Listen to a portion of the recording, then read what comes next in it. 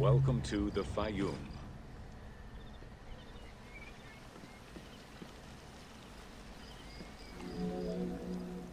The Fayoum Oasis is an enormous basin in the western desert that formed from the Nile's overflow. As such, it is not considered a true oasis, though it gives its name to the region, which covers Lake Moeris. The oasis harbors some of the oldest archaeological artifacts of the region, indicating that the area has been inhabited by hunters and gatherers since the Neolithic period.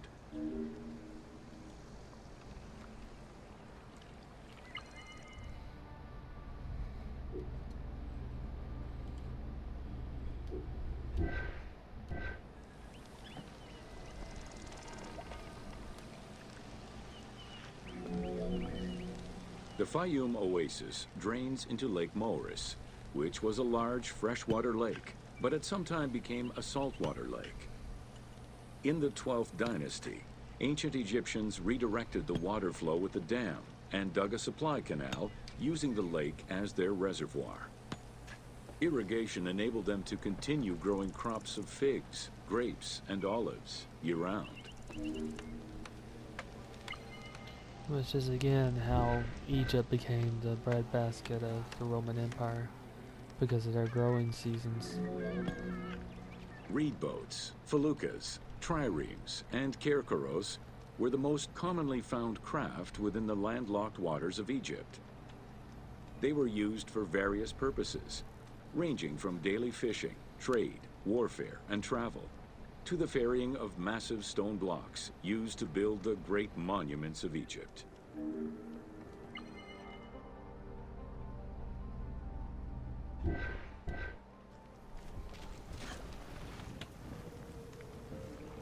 That's a hint that you should use it.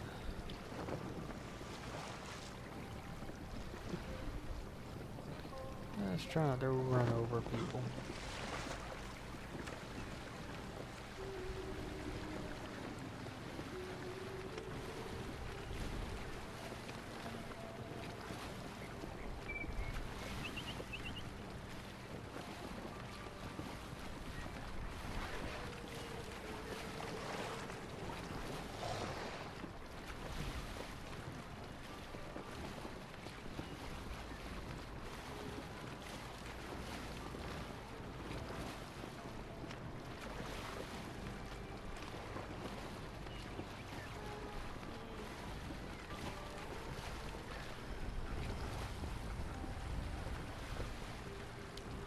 Well, this will be good because it'll take me right to Crocodilopolis.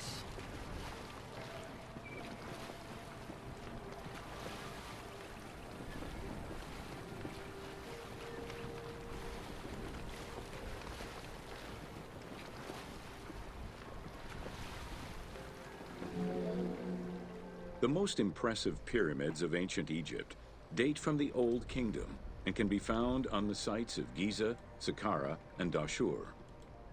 However, one particularly famous pyramid of the time is located elsewhere. During the Middle Kingdom, some pharaohs chose the Fayoum as their final resting place. One such ruler was Amenemhat III. His pyramid left a mark on the imagination of antique chroniclers.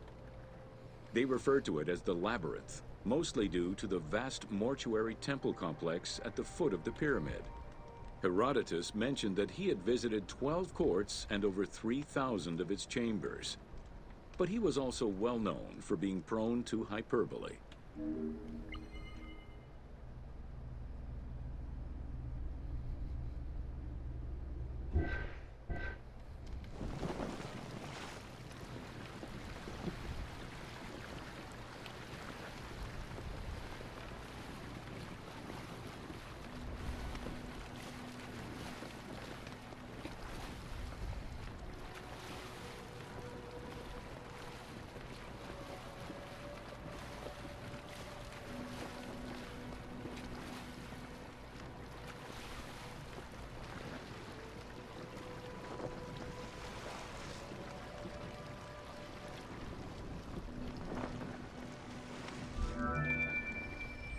Amenemhat's pyramid was built with a brick core and covered with stone slabs, designed to be impenetrable.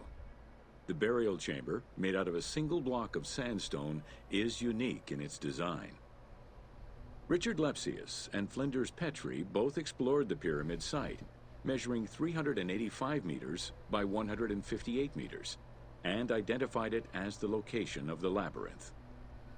Their research conditions were difficult, as most of the site had been submerged by the nearby canal. Furthermore, the stones from the complex and the outer casing of the pyramid had been quarried away long ago. Ubisoft decided to give life back to this lost monument and the many crypts that were said to be devoted to the sacred crocodile god, Sobek.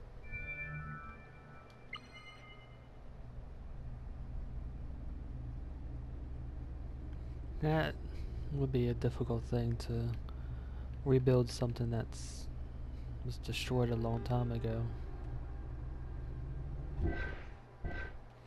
They've also redid some of the fortresses based on what it probably would have looked like, since they couldn't really use the actual ones that would have been there.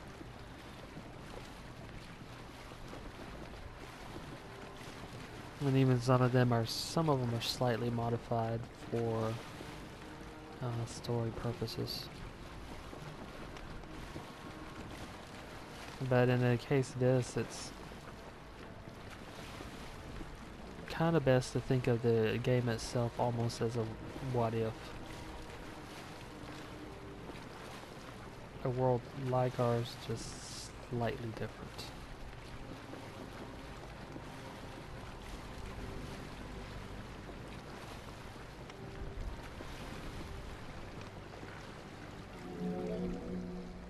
Founded during the 5th dynasty, the site was popular during the 12th dynasty under the name of Shedet.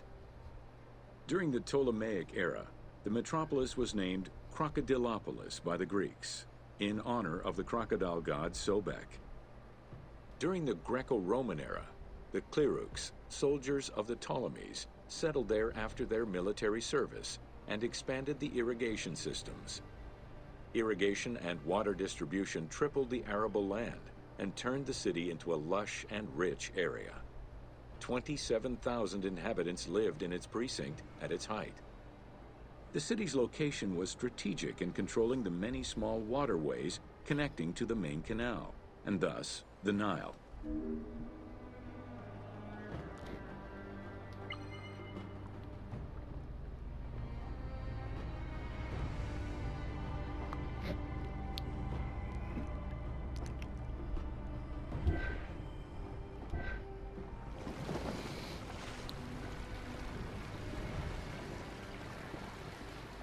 The other arena is here.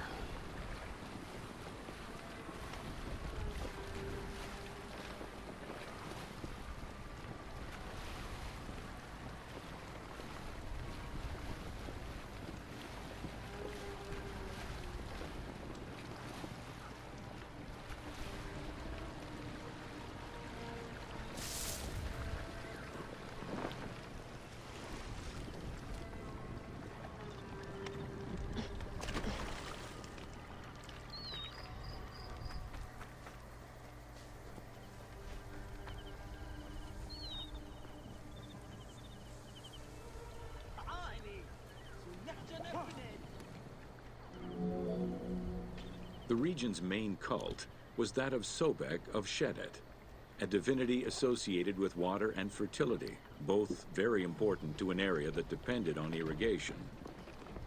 Many local villages had the title Town of Sobek added to their official designations. During festivals, ancient Egyptians recited hymns to Sobek, asking for his divine intervention. Greek settlers and later Romans would help the Temple of Sobek's economy to flourish by adopting the local embalming mortuary rites. Their sarcophagi were beautifully painted and adorned with amazingly realistic portraits.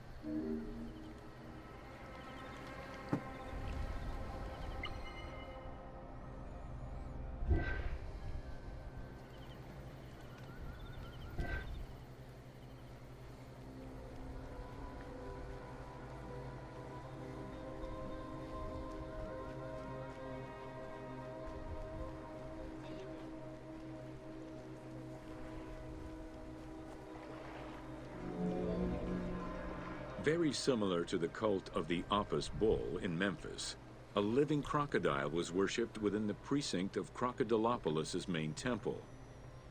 Known as Sobek to the Egyptians and Sukkos to the Greeks, it was reported by Strabo that priests fed it with meat, wine, and honeyed milk.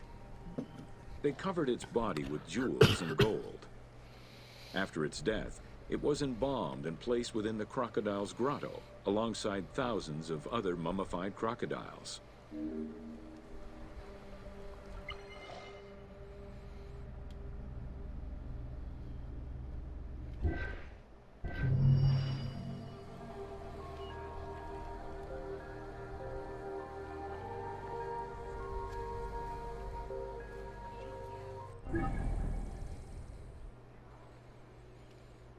And now to start the pyramids.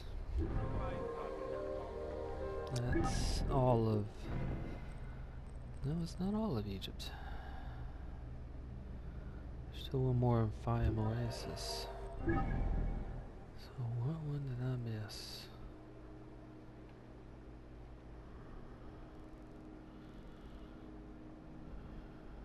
Oh, right here, Crocodilopolis.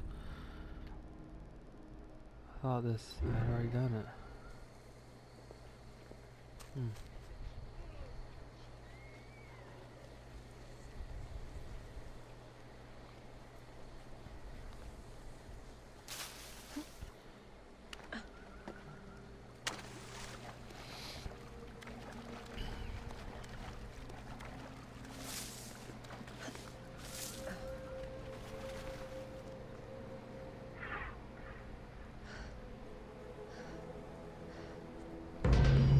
Welcome to Rediscovering Egypt.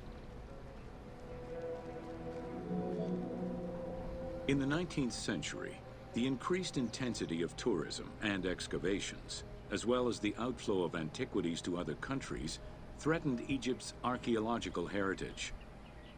Egyptians took part in this destruction by ransacking sites for artifacts to sell, quarrying stones from ancient monuments, and removing sebak, ancient mud bricks, to reuse for their own purposes.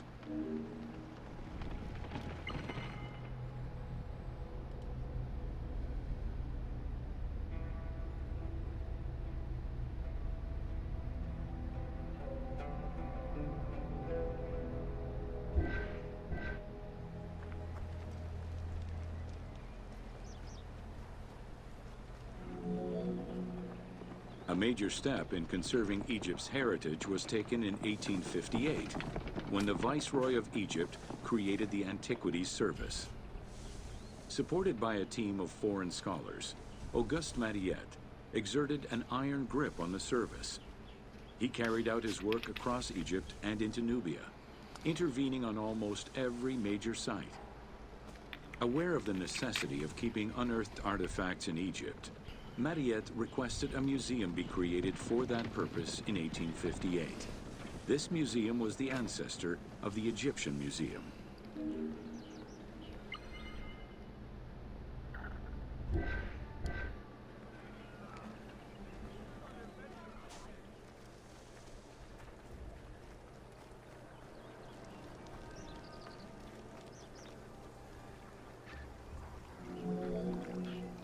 Gaston Maspero, Mariette's successor, expanded and reorganized the Antiquities Service and instigated laws regulating the export of artifacts. French scholars ran the service until it passed into Egyptian hands in the 1950s. As of the mid-19th century, Egyptology was fast becoming a recognized discipline within both private institutions and learned societies.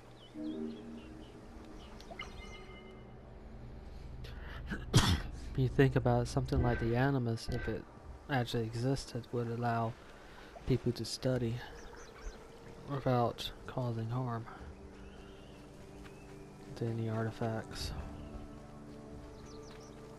But it'll be hard to do something like that. A French architect, archaeologist, and former researcher, Jean-Claude Golvin, now specializes in the artistic reconstruction of ancient cities and monuments. To date, he has created more than 800 drawings, which include 3 volumes focusing on the reconstitution of ancient Egypt. His work is exquisitely detailed and can be found in books and museums around the world.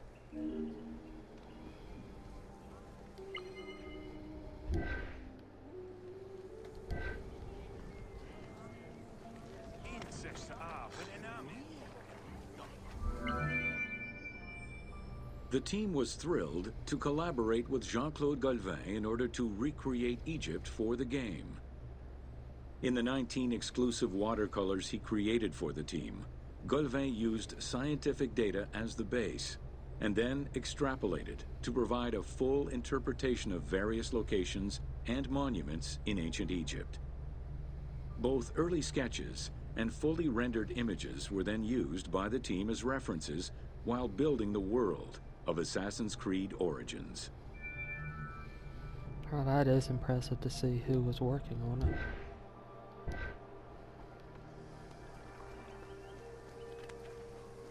I'm really looking forward to Greece.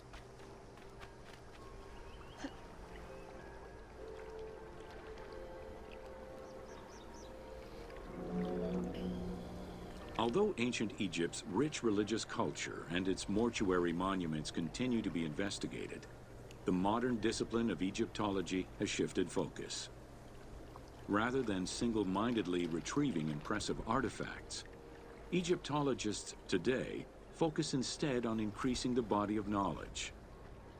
In the past, excavations took place in the field, and while that is still the case today, much of the work on Egyptology now takes place in libraries and archives.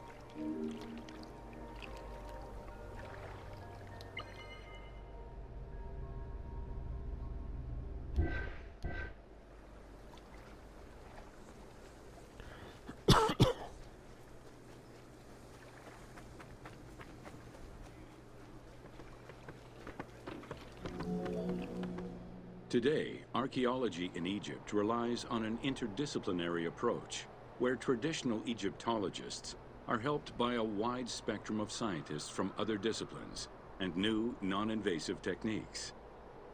GPS data, satellite imaging, and ground-penetrating radar allow archaeologists to gain a sense of what lies underneath the ground before excavating.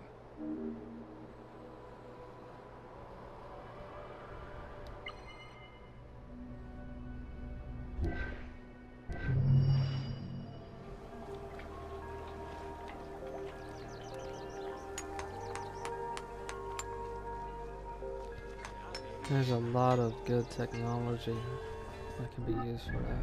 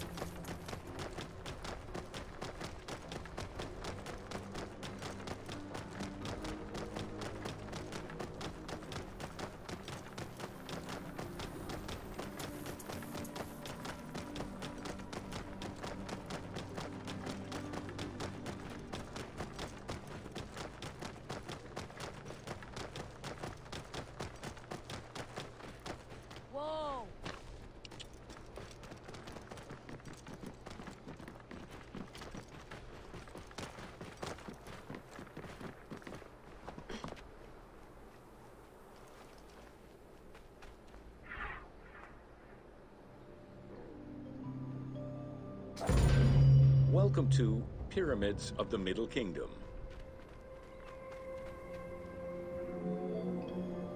During the Middle Kingdom era, the powerful rulers of the 12th dynasty resumed the tradition of elaborate pyramidal tombs.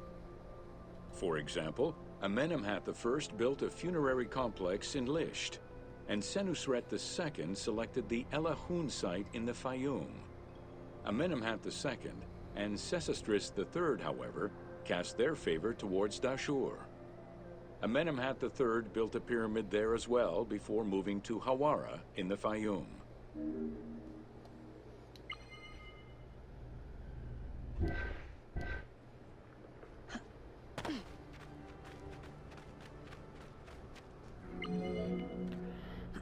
The plundering of tombs in troubled times prompted the architects of the Middle Kingdom to devise increasingly complicated means of security during construction. As such, while the architectural plans of the Hawara pyramid were simpler than the one at Dashur, the means used to protect it from looters were much more elaborate.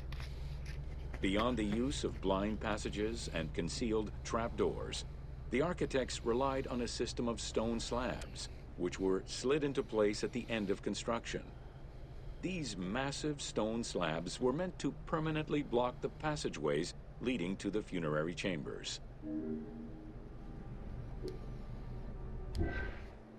Sometimes it's the simple ways that can provide security.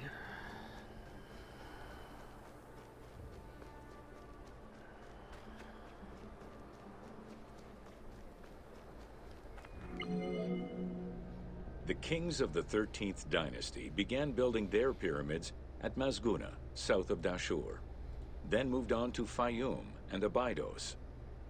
The kings of the 17th dynasty, however, satisfied themselves with crowning their cave tombs with small pyramids of raw brick. The kings of the 18th dynasty gave up the shape of the pyramid as a royal tomb entirely. They chose a mountain with a pyramidal shape in the Valley of Kings and dug their graves there.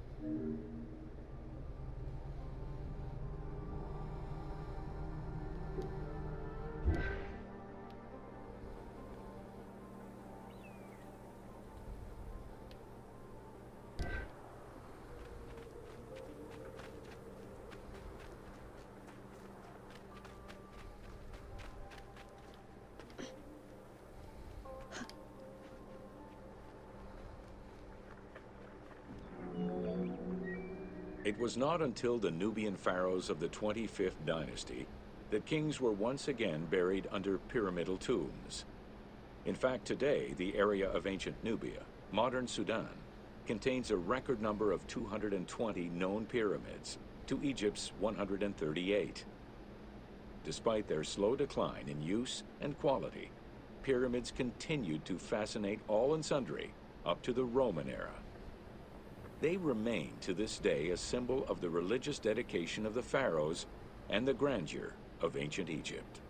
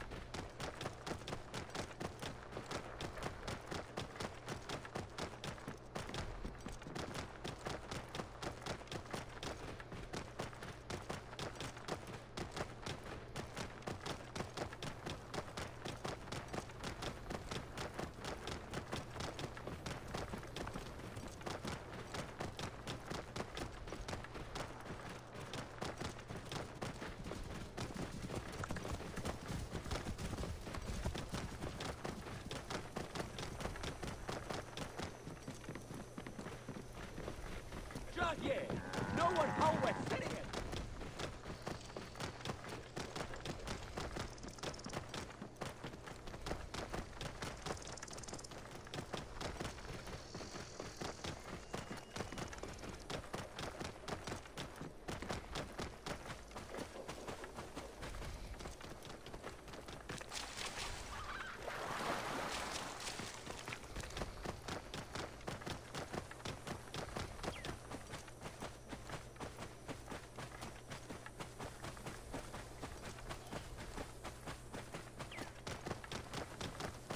Most of the pyramid ones are in the same area.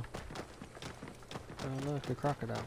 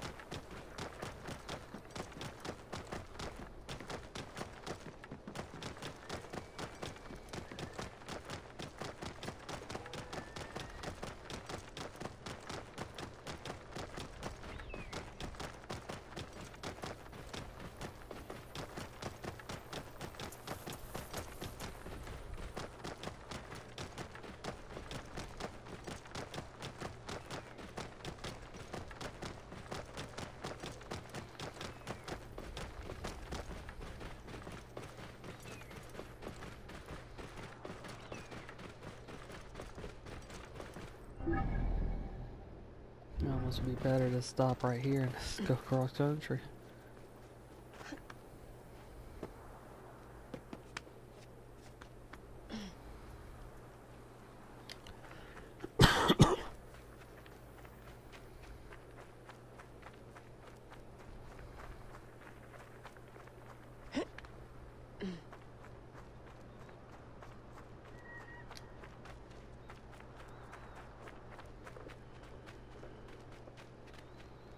One advantage here, you can climb just about anything. Except for absolutely slick surfaces.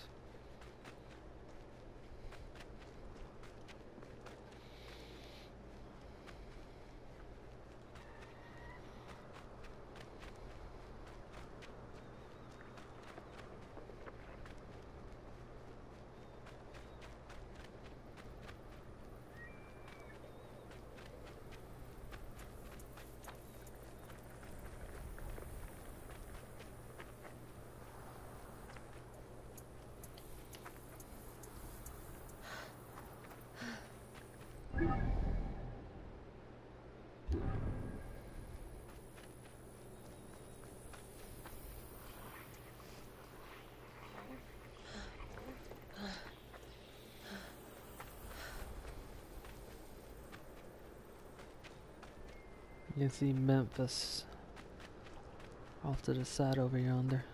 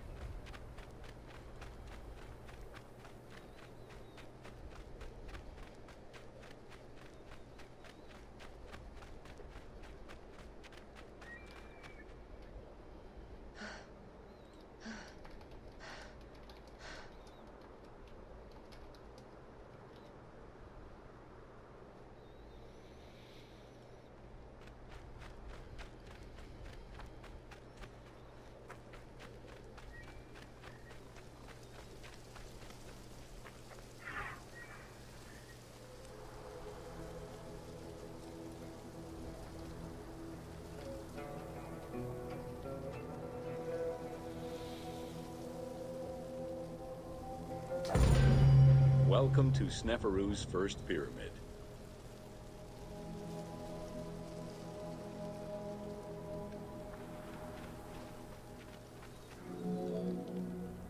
With the long reign of Sneferu, the first king of the 4th dynasty, the most brilliant and creative period began for the construction of funerary monuments in Egypt. Funerary monument design moved from the step pyramid to the smooth-faced pyramid, testament to the evolution of the practices of construction. The first attempt at this design was the Pyramid of Meidum.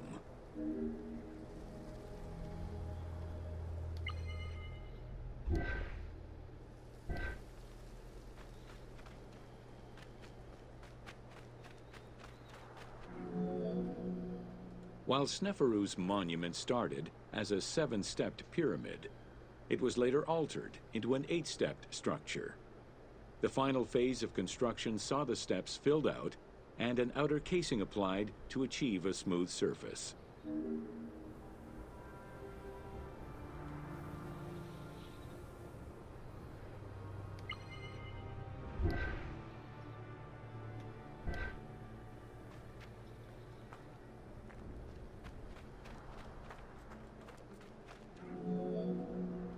The smooth dressing of the walls did not provide sufficient bonding, however, and the outer casing did not rest on sound foundations. As a result, the bases of the 4 outer buttress walls gave way, causing the walls to slide down and collapse. While the Meidum Pyramid was abandoned due to design flaws, it showcased other innovations that would impact all future pyramid designs.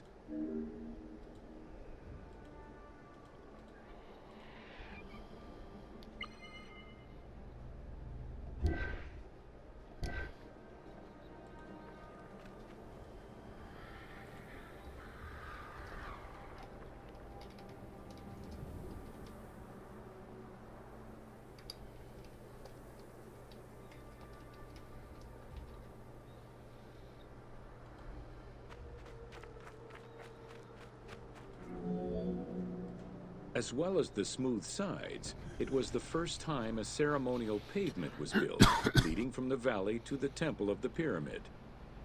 Another innovation was that of the funerary chamber, which was no longer at the bottom of a well, but rather above ground level. This change signaled the beginning of the 3-bedroom system.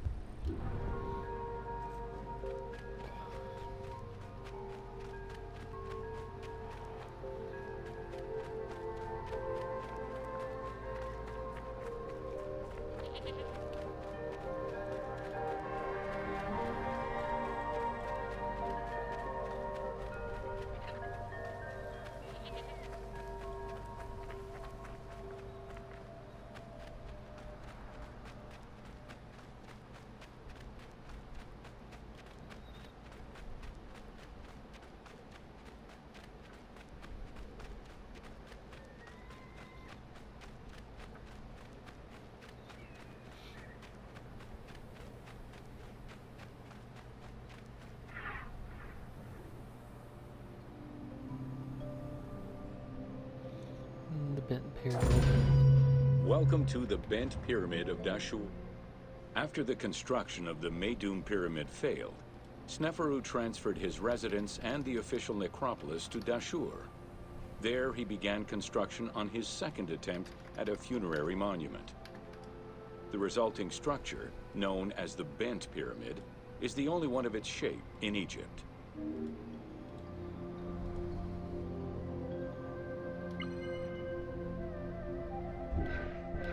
This one's a unique one.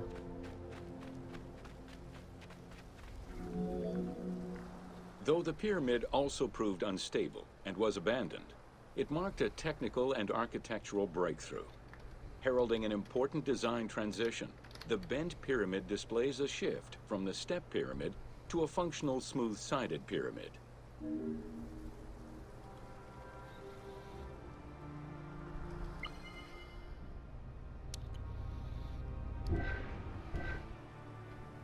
Sometimes innovations come with mishaps like this that point the way to a better way. As I said, sometimes the mistakes can teach you as much as the successes. The bent pyramid was unique in having two separate entrances, one on the northern face and another on the western face. The chamber of this pyramid was too small for a human burial. It was probably meant for the burial of a statue designated to house the Ka, the vital spirit of the deceased king.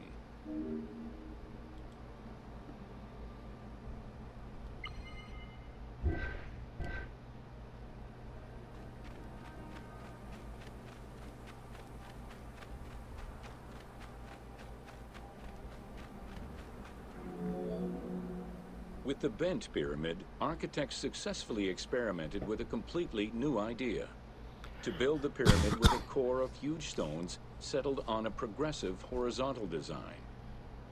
This way, each construction phase could be completed in a single stage, allowing the architect complete control over every design element.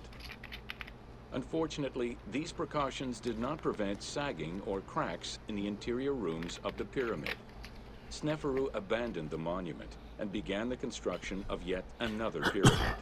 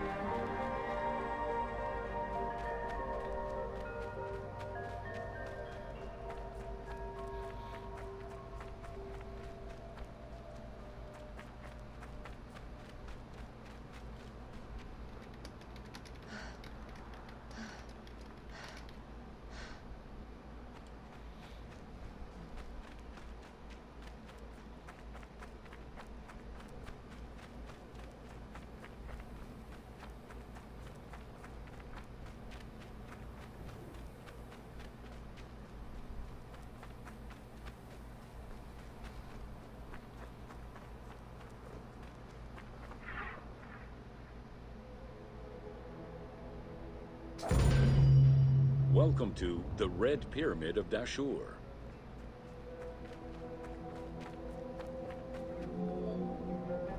The Red Pyramid was built 2 kilometers to the north of the Bent Pyramid. It was so named due to the reddish limestone used in its construction. The Red Pyramid reached a height of 105 meters. While the ground level of the Red Pyramid is lower than that of the Bent Pyramid, its height is virtually the same. The task of making the pyramid a geometrical, true flat-face pyramid brought about yet another new design concept: the use of casing blocks.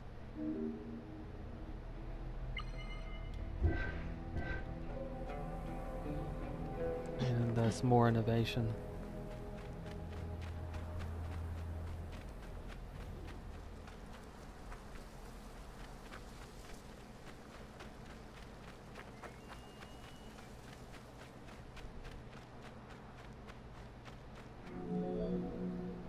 The descending corridor of the pyramid, which opens to the north, arrives at ground level, where 2 almost identical spectacular chambers with high ceilings are aligned north to south and connected by a short horizontal passage. In the south wall of the second chamber, accessed by a staircase, another corridor leads to the final chamber, which is built within the masonry of the pyramid itself and aligned east to west.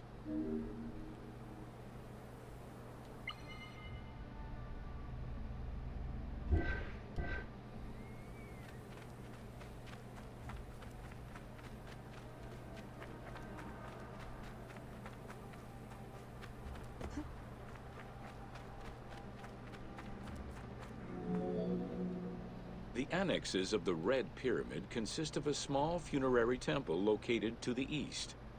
A causeway presumably ran due east from the temple but it has yet to be excavated.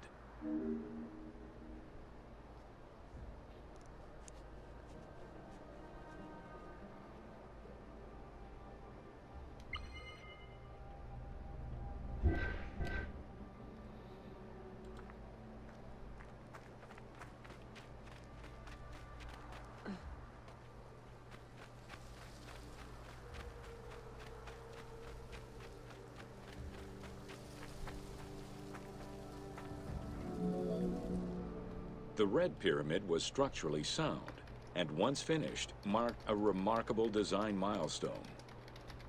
Finally successful in his attempts to build himself a suitable funerary monument, Sneferu knew his future beyond death was assured.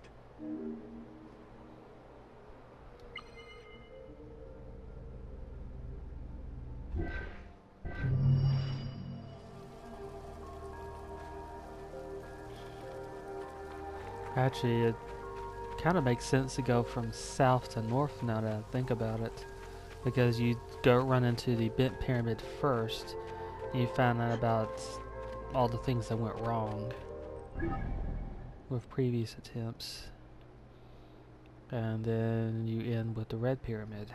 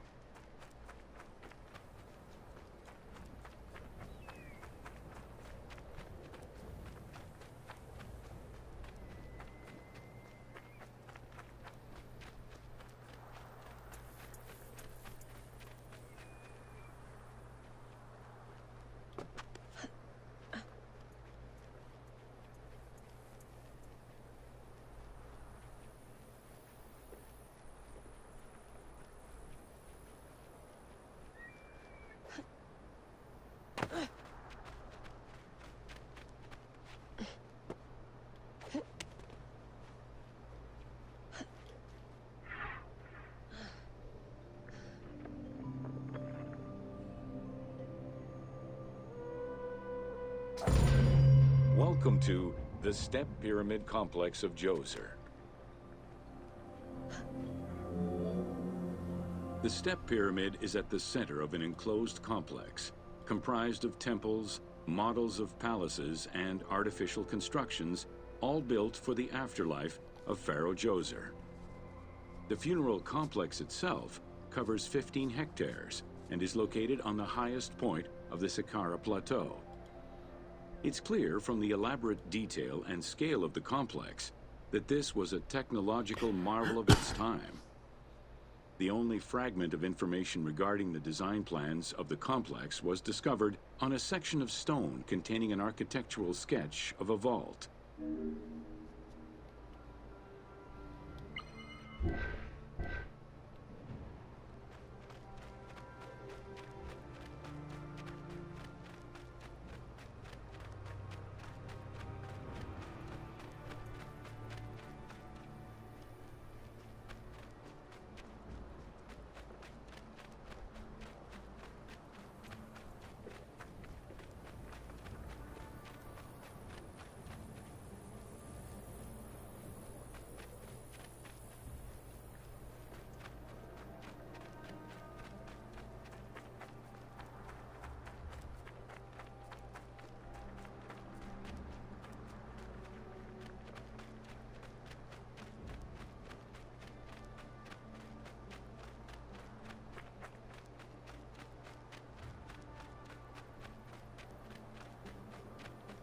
This is one of the areas where you can be ambushed too.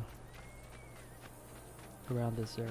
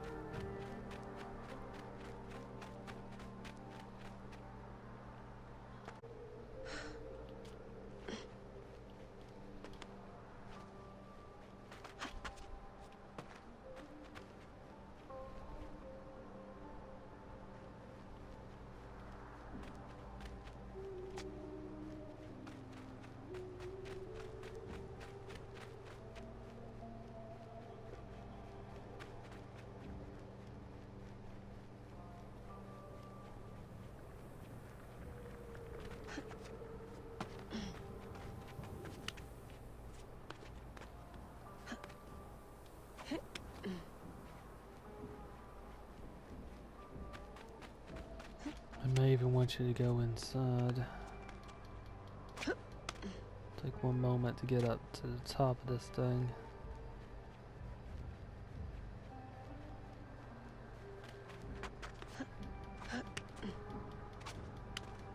Getting down will be a whole lot easier.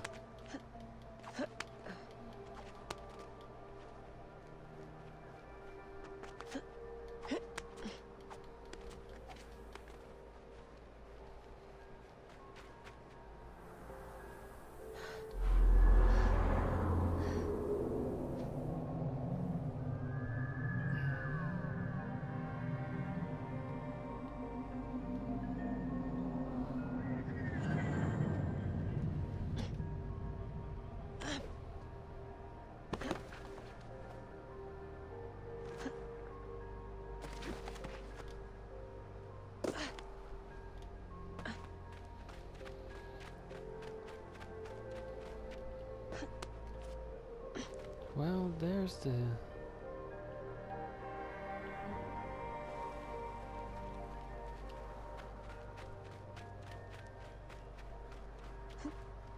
where I think they want you to go.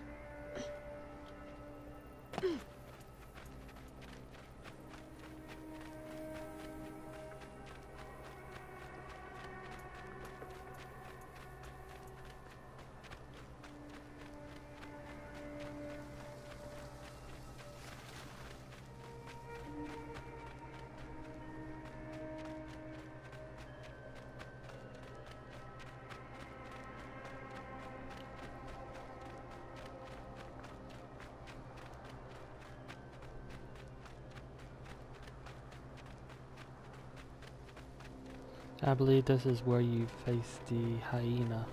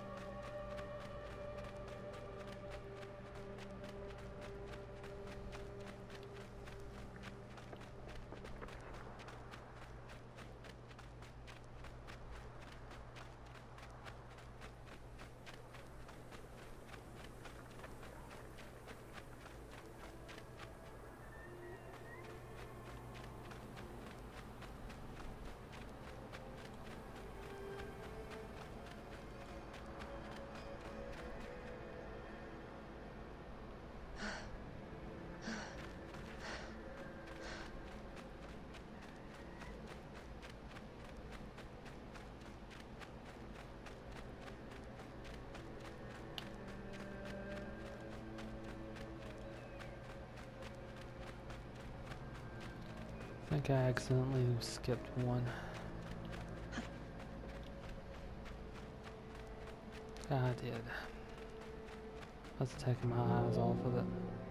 The Step Pyramid is the first monument built of stone. Standing at 60 meters high, it was the tallest of its time. Built 4,700 years ago, it was originally intended as a mastaba, which was a flat-roofed rectangular tomb. Its famous architect, Imhotep, may have felt this was too humble for the great pharaoh Djoser, and began to add the steps.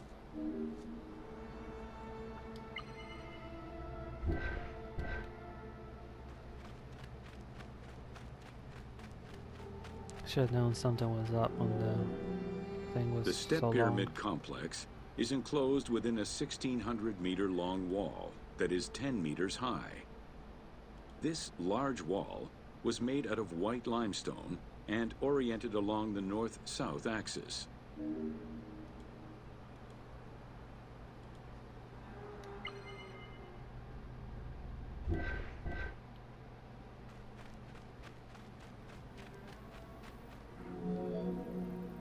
While there are 14 doors, only its eastern door was intended to accommodate the living.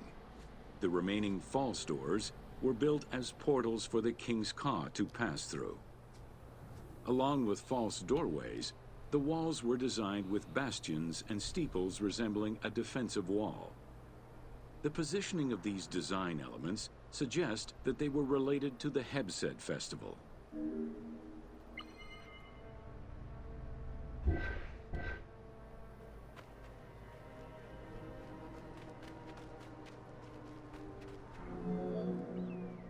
The only real entrance into the complex is at the end of a long, narrow passageway. This enclosure has a stone canopy carved to resemble wooden logs. At the end of the passage is a large opening. Meant to resemble a doorway, it has carved doors and hinges that are permanently open and immovable.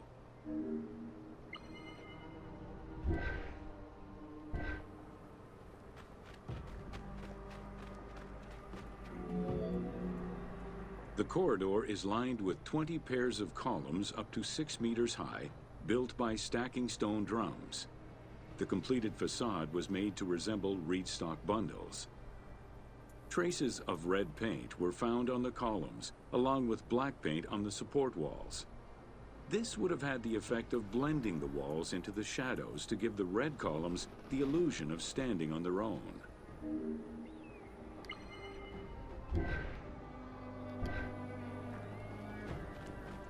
That would have looked impressive, fully painted.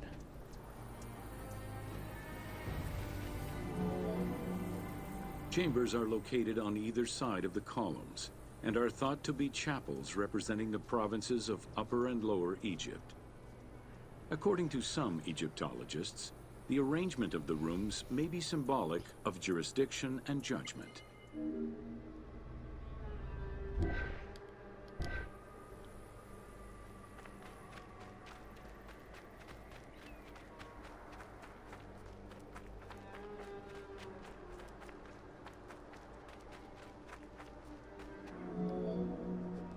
Guarded by a line of carved snakes, this tomb is located at the southern end of the courtyard. The burial chamber is beneath it, down a 30-meter deep shaft. The low-ceilinged chamber resembles a mastaba and is relatively intact compared to the later burial chamber. The tomb is made of pink granite, though there is evidence it was once polished limestone.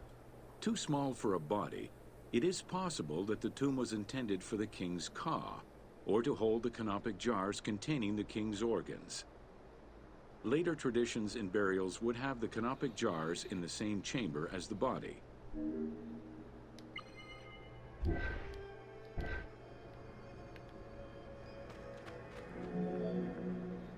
A polished limestone staircase leads west from the tomb to underground apartments. Some of these rooms were intended to accommodate the king and his family in the afterlife. Many large jars of pottery were found, including some that still had deposits of beer, milk, and oil inside them. The false doorways are decorated with reliefs of the king taking part in rituals. In these reliefs, he is seen carrying agricultural tools, running, and performing a ritual for the reanimation of the deceased.